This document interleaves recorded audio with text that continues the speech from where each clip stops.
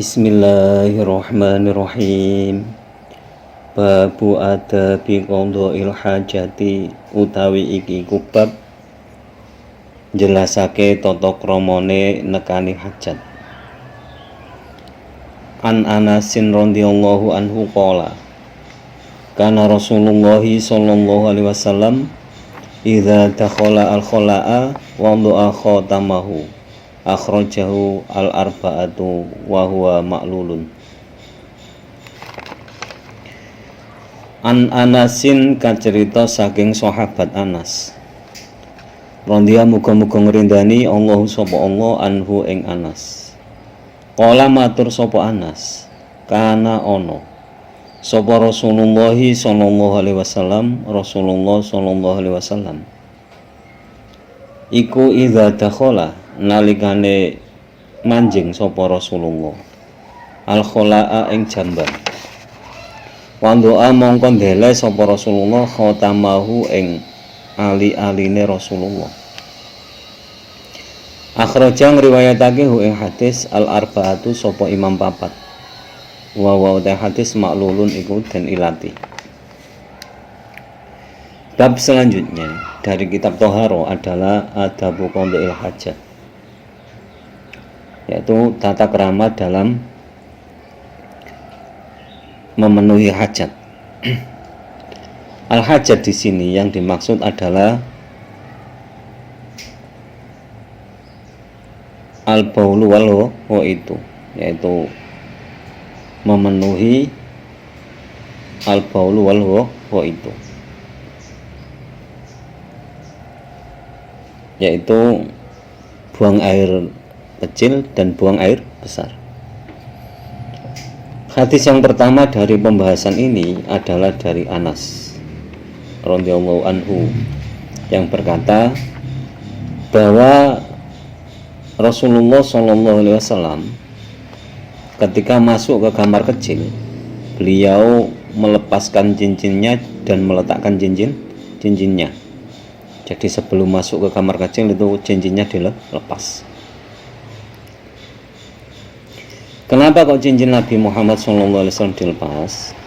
Karena alasannya satu, di cincin tersebut tertulis Muhammadur Rasulullah. Jadi ada tulisan Muhammadur Rasulullah.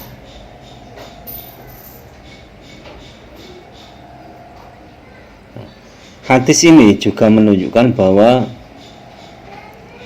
ketika seseorang masuk ke kamar kecil atau ke tempat-tempat yang najis, itu hendaklah menjaga dari menyebut asma Allah atau asma yang mulia lainnya. Misalkan seperti tadi Muhammadur Rasulullah, atau ayat-ayat Al-Quran, atau dari Asmaul Husna, atau dari sifat-sifat Allah, itu dijaga, membacanya dijaga. Kenapa kok membacanya dijaga? Apa haram? Tidak. Karena sebuah etika kita ketika di tempat yang najis, kenapa kok dilarang menyebut asma Allah atau menyebut asma Rasulullah?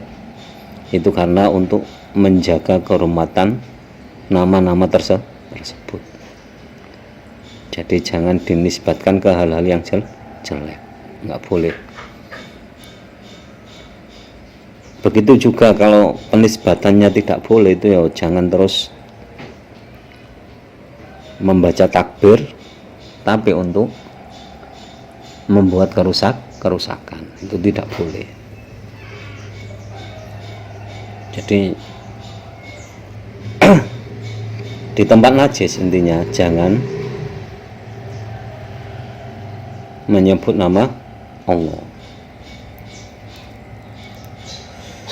Tapi larangan ini bukan larangan tahrim, bukan haram kalau dikerjakan mendapatkan dosa, tidak, tapi makruh kalau ditinggalkan lebih baik. Karena apa? Penyebutan Allah dalam hati itu tentunya tidak bisa dihentikan bagi orang-orang yang selalu mengingat Allah. Kalau untuk kita ya jangankan di kamar mandi, ketika sholat saja sulit mengingat Allah. Wa anhu lan kacerita saking sahabat Anas radhiyallahu muga-muga ngrindani Allah sapa Allah anhu ing Anas. Kala matur sapa Anas, kana ono sapa an-nabiyyu sallallahu alaihi wasallam, Kanjeng Nabi Muhammad sallallahu alaihi wasallam iku idza dakhala nalikane manjing sapa Rasulullah al-khalaa ing jamban utawa kamar kecil. Kala mongko dawuh sapa Rasulullah, Allahumma inni a'udzubika minal khubusi wal khaba'is. Ing dawuh Allahumma inni a'udzubika minal khubusi wal khaba'is. Allahumma du Allah, inni sak temene ingsun. A'udzu iku nyuwun pangreksa ingsun bika ing panjenengan. Minal khubusi saking setan lanang wal khaba'is lan pira-pira setan wadon. Akhraja ngriwayatake hu ing hadis as-sab'atu sapa Imam papat.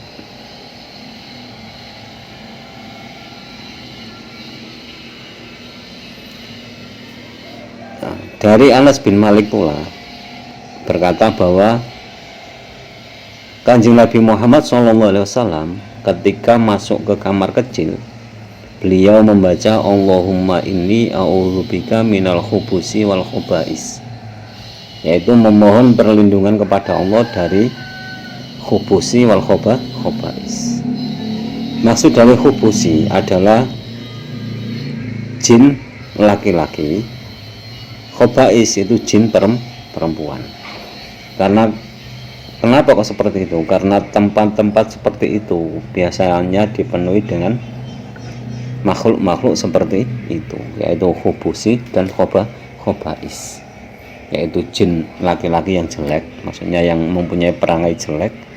Khaba'is juga demikian, jin-jin yang mempunyai perangai jelek. Jadi intinya itu mengajak melupakan kepada Allah Subhanahu wa ta'ala.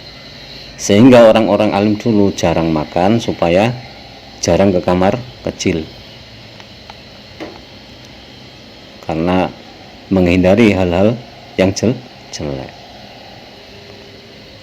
Apa seharusnya kita lebih baik tidak makan? Ya tidak, kita tetap butuh makan, tapi ya sekedarnya saja supaya tidak sering buang air besar ataupun air kecil. Jangan terus makan 1 jam makan sekali, 1 jam makan sekali, nanti ke WC-nya kan ya sering. Itu jangan.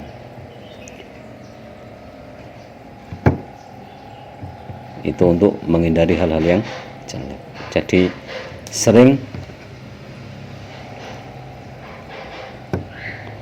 seperti itu. Jadi demikian pembahasan awal hadis, yaitu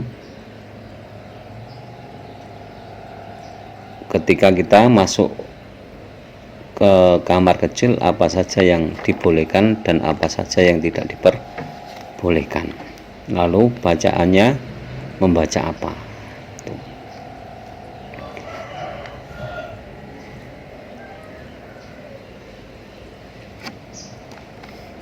Semoga bermanfaat fi dini wa dunya wal akhirah.